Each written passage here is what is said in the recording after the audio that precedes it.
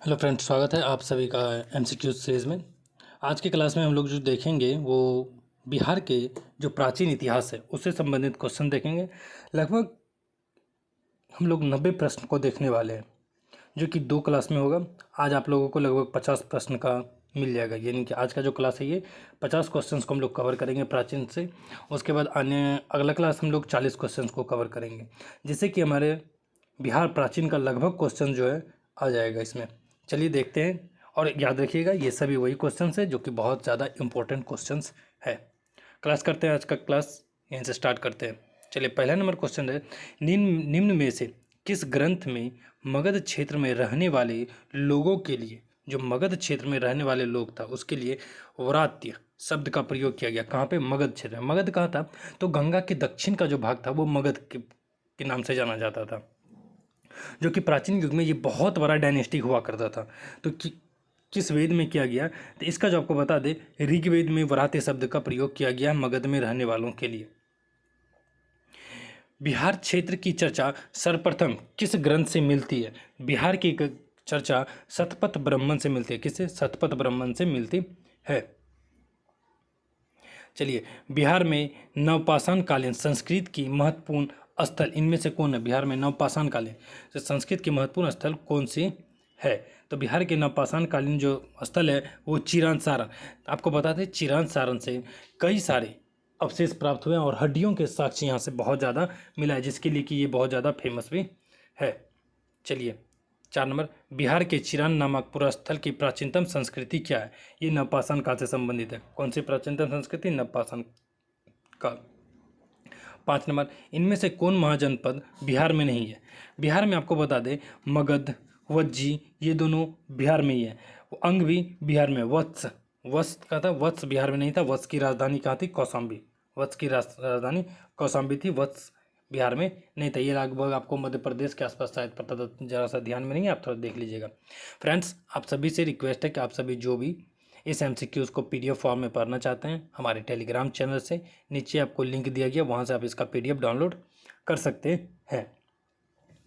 और जो भी नए हैं इस क्लास को ज़रूर सब्सक्राइब कर दें फ्रेंड्स, इसे अपने दोस्तों में शेयर करें, और हमें आप अपने तरफ से जो भी हो सके आप सपोर्ट करने की कोशिश ज़रूर करें।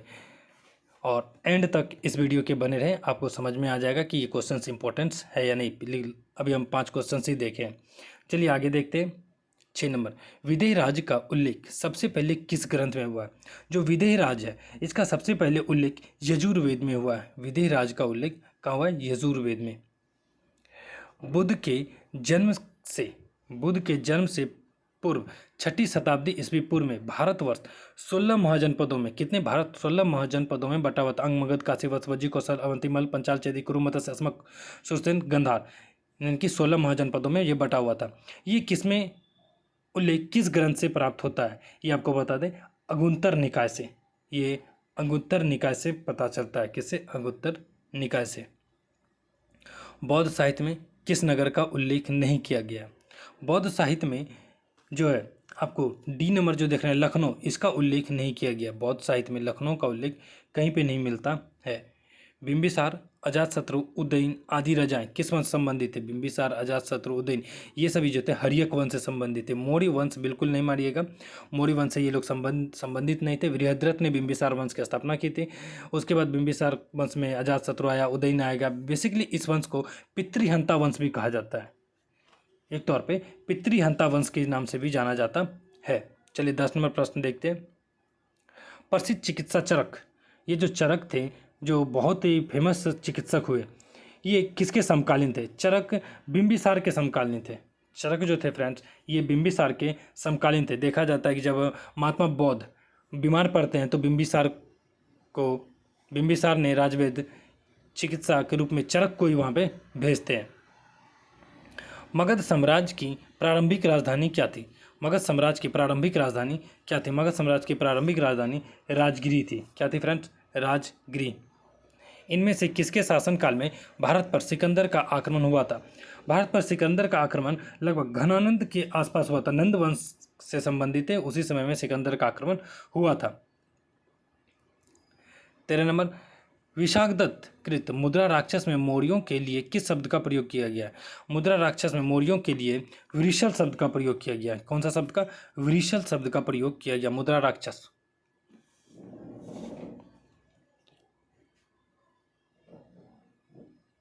चलिए 14 नंबर, इनमें से किस राजा ने श्रवण बेलगोला में स्थित चंद्रगिर पहाड़ी पर अपना शरीर त्याग किया था? फ्रेंड्स, ये जो थे 298 ईस्वी में चंद्रगिर पहाड़ी कहाँ पड़ता है? श्रवण बेलगोला कर्नाटक में पड़ता है। कर्नाटक में चंद्रगुप्त मौर्य ने संलेखना विधि से अपने त्याग को प्राण त्यागा था। हालांकि अभी वर्तमान में देखा जाए भारत सरकार द्वारा संलेखना विधि को बंद कर दिया गया। संलेखना विधि क्या होता है कि लोग अनशन पर बैठ जाते हैं, खाना पीना बंद कर देते हैं, अनशन पर नहीं बैठते, मतलब खाना पीना त्याग देते हैं। इसी प्रकार से शरीर आत्मा शरीर को त्याग देती है। तो चंद्रगुप्त मौर्य थे।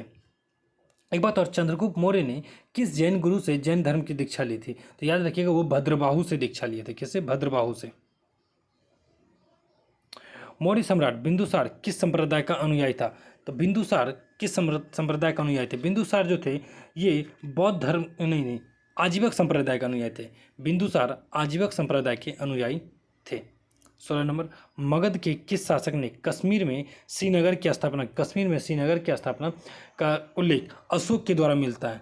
कौन? अशोक ने किया था कश्मीर में श्रीनगर की स्थापना। कुमारगुप्त ये गुप्त वंश से संबंधित है। समुद्रगुप्त ये भी गुप्त वंश से संबंधित है। समुद्रगुप्त को आप जानते हैं कि बहुत ही भारत का प्रतापी राजा माना जाता है, जिन्होंने उत्तर के 12 और दक्षिण के 9 राज्य को जीत लिया था इन्होंने। प्राचीन भारत का विख्यात राजनीतिक वत्सकार किसके दरबार में मंत्री पद पर सुशोभित थे? वत्सकार किसके दरबार में सुशोभित थे? ये बहुत ही ज़्यादा फेमस थे। ये अजातशत्रु के दरबार में थे। अजातशत्रु का उपनाम क्या था? ये आप कमेंट करके बताइए। अजातशत्रु का दूसरा नाम क्या था? और ये गद्दी पर कब बैठा? ये किसका पुत्र था? अशोक के साम्राज्य के दक्षिण सीमा पर कौन सा राज्य स्थित नहीं था? अशोक का जो साम्राज्य था इसके दक्षिण सीमा पर इनमें से कौन सा राज्य जो उपस्थित नहीं था? तो वो जो होगा आंसर, तीनों ही स्थित थे। इनमें से कोई नहीं होगा। चोल, चेर, पांड्य ये तीनों उपस्थित था। 19 नंबर, अशोक ने किस बौद्ध भिक्षु से बौद्ध धर्म की दीक्षा ली थी? अशोक ने बौद्ध धर्म की दीक्षा उपगुप्त किससे? उपगुप्त नामक बौद्ध भिक्षु से ली थी। अशोक ने बौद्ध धर्म की बहुत ही ज़्यादा व्याख्या किया। अशोक के द्वारा ही अपने पुत्र संघमित्रा एवं महेंद्र को इन्होंने श्रीलंका भेजा था बौद्ध धर्म के प्रचार प्रसार के लिए। फ्रेंड्स, माना जाता है कि अशोक के बाद अगर सबसे ज़्यादा बौद्ध धर्म का कोई विख्यात किया तो भीमराव अंबेडकर ने 1956 को किया। लगभग 10 लाख अनुयायियों को, 10 लाख व्यक्तियों को इन्होंने बौद्ध धर्म की दीक्षा दिलाई। पहले ये खुद ग्रहण किए बौद्ध धर्म की दीक्षा, फिर ये बाकी सबको भी बौद्ध धर्म की दीक्षा ग्रहण करवाते हैं। चलिए आगे बढ़ते हैं। 20वां नंबर, महावीर का जन्म स्थान कहाँ हुआ था? महावीर का जन्म स्थान इनमें से किस जगह हुआ था? आप जानते होंगे महावीर का जन्म स्थान कुंडग्राम नामक स्थान पे हुआ था। कहाँ पे हुआ था? महावीर का जन्म कुंडग्राम नामक स्थान पे हुआ था। जैन धर्म और बौद्ध धर्म में समानता क्या है? जैन धर्म और बौद्ध धर्म में क्या समानता देखने को मिलता है? इनमें पुनर्जन्म में अविश्वास था। पुनर्जन्म में अविश्वास था। बौद्ध धर्म एवं जैन धर्म पुनर्जन्म में दोनों का पशु बलि का विरोध, दोनों ही पशु बलि का विरोध करते थे। दोबारा 22 नंबर में क्या होता है? तृतीय बौद्ध संगीति का आयोजन किसके शासनकाल में होता है? तृतीय बौद्ध संगीति का आयोजन अशोक के कार्यकाल में होता है। इस समय जो तृतीय बौद्ध संगीति का आयोजन होता है इसका अध्यक्ष मोगलीपुत्र तीस होते हैं। कौन होते हैं? मोगलीपुत्र तीस। चलिए प्रथम से लेकर के चतुर्थ बौद्ध संगीति तक हम लोग लिख लेते हैं, इसके बारे में पूरी तरीके से जानकारी ले लेते हैं। सबसे पहला बौद्ध संगति राजगिरी में किया था। कहाँ पे? सबसे पहला बौद्ध संगति राजगिरी में। किसके शासनकाल में? अजातशत्रु के शासनकाल में, और महाकश्यप इसकी अध्यक्षता कर रहे थे। आप इसे जरूर नोट कर लीजिए। दूसरा बौद्ध संगति वैशाली में, जिसकी अध्यक्षता सबकामी कर रहे थे, और शासनकाल किसका था? कालाशोक का। तृतीय तो बता दिए, चतुर्थ अब जानते हैं। चतुर्थ कश्मीर के कुंडलवन में हो रहा था। कश्मीर के कुंडलवन में, जिसकी अध्यक्षता वसुमित्र यानी कि अश्वघोष कर रहे थे, जिन्होंने कि बौद्ध चरित्र भी लिखा था। अश्वघोष द्वारा बौद्ध चरित्र भी लिखा गया। इसमें यहाँ पे शासनकाल किसका था? कनिष्क का शासन था, जो कुषाण वंश से संबंधित था। किसका शासन था? कनिष्क का। चलिए 23 नंबर प्रश्न देखते हैं। प्रथम बौद्ध संगति का आयोजन हुआ था। अभी जस्ट आप लोगों ने इसका आंसर देखा। प्रथम बौद्ध संगति का आयोजन कहाँ हुआ था? राजगिरी में। प्रथम बौद्ध संगति का आयोजन कहाँ होता है? राजगिरी में।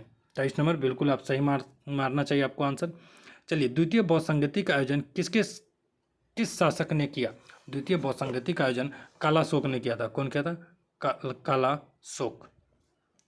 इनमें आपको दिया गया अशोक तृतीय करते हैं, कनिष्क चतुर्थ करते हैं और अजातशत्रु प्रथम बौद्ध संगति का आयोजन करते हैं।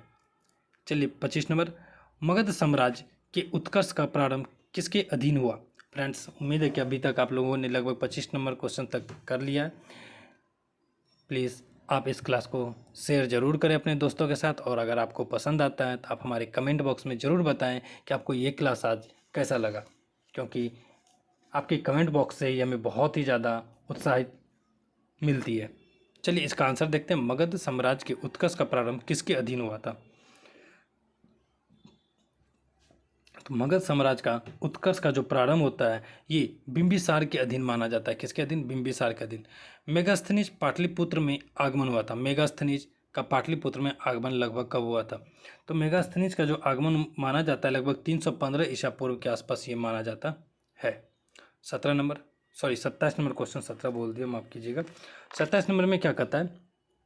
चंद्रगुप्त मौर्य के दरबार में आने वाला दूत मेगास्थनीज को किस शासक ने भेजा था? तो मेगास्थनीज को सेल्यूकस निकेटर में भेजा था। किसने? सेल्यूकस निकेटर ने भेजा था। 27 का क्या हो जाएगा फ्रेंड्स? डी नंबर आंसर बिल्कुल सही है। चलिए 28 नंबर देखते हैं। अर्थशास्त्र का लेखक कौन थे? अर्थशास्त्र का लेखक कौन नहीं जानता? ये कौटिल्य थे, जो कि चंद्रगुप्त के दरबार में मंत्री के रूप में थे। चंद्रगुप्त को नंद वंश के घनानंद को हराने में कौटिल्य ने ही सहायता की थी। अशोक द्वारा अपने पड़ोसियों के साथ मैत्रीपूर्ण संबंधों का उल्लेख किस अभिलेख में मिलता है?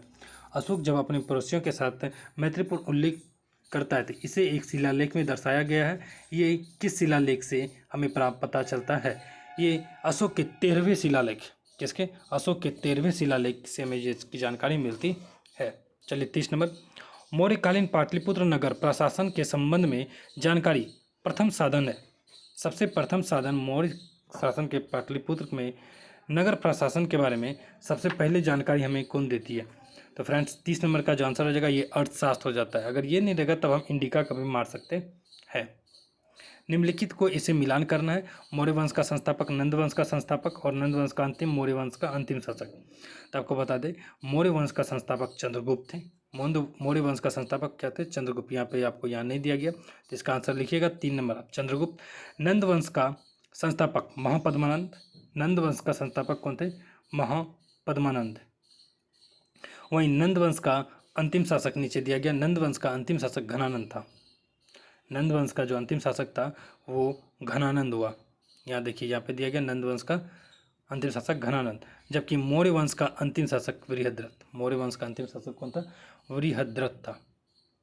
32, धर्मपाल ने, ये पाल वंश से संबंधित है, धर्मपाल ने विद्या को प्रश्रय देने के क्रम में किस विश्वविद्यालय की स्थापना की?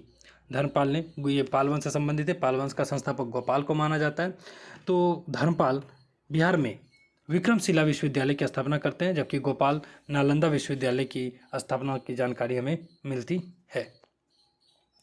चलिए, बिहार निम्नलिखित में से किस महापुरुष का जन्म स्थल नहीं? इनमें से किसका जन्म बिहार में नहीं हुआ? तो गौतम बुद्ध का जन्म बिहार में नहीं माना जाता। ये लगभग आपको नेपाल के एरिया में इनका जन्म हुआ था। तो कभी आप इसे ऐसा ना कब बौद्ध धर्म सोच के इसको मार दीजिएगा। चलिए बाप 34 नंबर क्वेश्चन देखते हैं। बिहार का निम्नलिखित में से किससे उद्धृत किया माना जाता है? किससे उद्धृत किया माना जाता है? चलिए फ्रेंड्स 34 नंबर का जो आंसर हो जाएगा ये भी बौद्ध बिहारों की बहुलता का क्षेत्र था। कई सारे यात्री भी आए, जैसे कि चीनी यात्री में आप जानते होंगे होएनसांग, फाइयान, होएनसांग, इत्सिंग, ये सभी बिहार भी आ चुके थे नालंदा विश्वविद्यालय। यहाँ पे उन्होंने बौद्ध धर्म की दीक्षा भी ली। गौतम बुद्ध को कहाँ कौंडिन्य और 5 ब्राह्मण मिले? गौतम बुद्ध को 5 ब्राह्मण कहाँ मिले? जब ये शिक्षा ज्ञान प्राप्ति के लिए निकले थे, इनको 5 ब्राह्मण मिले थे उस समय। तो उसी समय 5 ब्राह्मण ने अपना रास्ता चेंज कर लिया। जब इन्हें ज्ञान प्राप्ति हुआ उसके बाद जब ये प्रथम क्या बोलते हैं, प्रथम प्रवचन देते हैं, उसको दोबारा मिलते हैं वो ब्राह्मण। तो सबसे पहले जो मिले थे ये उरुवेला में मिले थे। कहाँ मिले थे? उरुवेला में। राजगिरी में आयोजित, कभी कभी एक क्वेश्चन पूछता है, गौतम बुद्ध को किनके द्वारा खीर दिए जाने पर ज्ञान की प्राप्ति हुई थी? तो सुजाता नामक स्त्री ने इन्हें खीर प्राप्त दिया था, जिसके बाद इन्हें ज्ञान की प्राप्ति माना जाता है। और हिरजुपालिका नदी के किनारे पीपल के वृक्ष के नीचे हुआ था। राजगिरी में आयोजित प्रथम बौद्ध संगति में कौन से कार्य हुआ? तो राजगिरी में जो प्रथम बौद्ध संगति हुआ, इसमें कौन सा कार्य हुआ? बुद्ध की शिक्षा का संकलन सुत्त पिटक और विनय पिटक में किया गया है। बिल्कुल सही है, बी नंबर। मगध के किस शासक ने वैशाली को अपनी राजधानी बनाया? इनमें से मगध का कौन सा शासक था जिन्होंने वैशाली को अपनी राजधानी बनाया था? तो वो कौन थे? शिशुनाग। 37 का हो जाएगा आंसर। शिशुनाग ने मगध वैशाली को अपनी राजधानी बनाया था। 38, जैन धर्म के 12वें तीर्थकर वसुपूज्य की जन्मस्थली है। जैन धर्म के 12वें तीर्थकर वसुपूज्य की जन्मस्थली किसे माना जाता है? इसे पटना में माना जाता है। कहाँ पे? पटना में माना जाता है। 39, बौद्ध धर्म के संस्थापक गौतम बुद्ध गृह त्याग के उपरांत सर्वप्रथम गए। सबसे पहले ये वैशाली के समीप आला रकलाम के आश्रम गए थे। किसके समीप? आला रकलाम के आश्रम गए थे। 39 का क्या हो जाएगा फ्रेंड्स? बी नंबर हो जाएगा आंसर। 40, किस शासक ने शिलाकंटक व रथमुलस जैसे नवीन शस्त्रों का प्रयोग किया? अजातशत्रु। शिलाकंटक और रथमुलस जैसे नवीन शस्त्रों का प्रयोग कौन करते? अजातशत्रु। अजातशत्रु। कर्नाट वंश राज्य की स्थापित हुआ था। कर्नाट वंश राज्य किस जगह पे स्थापित हुआ? कर्नाट वंश को मिथिला में स्थापित किया गया था। कहाँ पे? मिथिला में। प्रसिद्ध बौद्ध भिक्षु सारिपुत्र का जन्म कहाँ हुआ था? प्रसिद्ध बौद्ध भिक्षु जो सारिपुत्र थे, इनका जन्म कहाँ पे माना जाता है? ये नालंदा, पाटलिपुत्र, गया और वैशाली। कहाँ माना जाता है? नालंदा में। फ्रेंड्स, लगभग हम लोग 42 क्वेश्चन कर चुके हैं। अब हमारे पास 7 से 8 क्वेश्चन और बचा हुआ है। इसे भी हम लोग बहुत कम ही समय में देखेंगे, 2 से 3 मिनट में ख़त्म ही कर देंगे इसे। चलिए 43 नंबर देखते हैं। मगध साम्राज्य में कलिंग का विलय सर्वप्रथम किया। मगध साम्राज्य में कलिंग का विलय सर्वप्रथम किनके द्वारा माना जाता है? कलिंग विजय जो थे बिंबिसार के द्वारा, मेरे जहाँ तक हाँ, बिंबिसार के द्वारा किया था। कलिंग विजय किनके द्वारा किया गया था? सॉरी फ्रेंड्स, इसका जो आंसर हो जाएगा महापद्मानंद। सबसे पहले महापद्मानंद ने कलिंग का विजय करके इसे मगध साम्राज्य में मिलाया था। चलिए 44 नंबर क्वेश्चन देखते हैं। बिहार के किन क्षेत्रों में अंग महाजनपद स्थित था? तो अभी जो वर्तमान में जो अंग देख रहे थे, ये बिहार के अंग महाजनपद किस क्षेत्रों में स्थित था? ये आपको भागलपुर मुंगेर के क्षेत्र में मिल जाएगा। अंग कहाँ पे स्थित था? वर्तमान के जो भागलपुर मुंगेर देख रहे हैं, इस क्षेत्र में अंग महाजनपद स्थित था। 45 नंबर क्वेश्चन। किस संहिता में पाटलिपुत्र पर यवनों के आक्रमण का उल्लेख मिलता है? पाटलिपुत्र पर यवनों के आक्रमण का उल्लेख आपको गार्गी संहिता में मिलता है। किसमें? गार्गी संहिता से प्राप्त हो जाता है। पाटलिपुत्र पर यवनों का आक्रमण गार्गी संहिता से प्राप्त चलता है। 47, नालंदा में स्थित बड़ा गांव नालंदा महाविहार। नालंदा में जो स्थित है बड़ा गांव नालंदा महाविहार,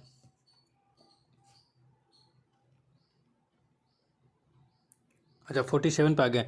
नालंदा महाविहार का पता किसने लगाया? सबसे पहले नालंदा महाविहार का पता लगाने वाले कौन थे? तो इसका जो आंसर हो जाएगा कनिंगम के द्वारा नालंदा महाविहार का पता लगाया गया।